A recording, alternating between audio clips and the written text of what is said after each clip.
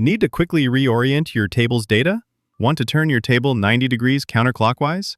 Making it look like this? I will show how to rotate your table left, effectively turning it on its side.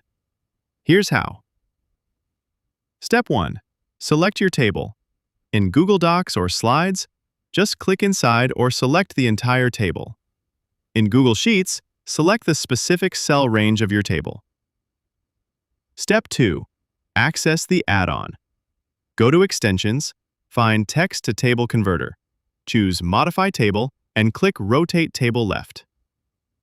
Step 3. View the result. The rotated table appears below the original table.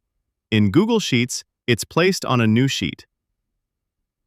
Don't have Text to Table Converter yet?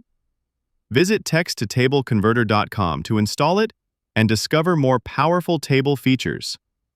Thanks for watching. If this was helpful, please like and subscribe for more Google Workspace tips.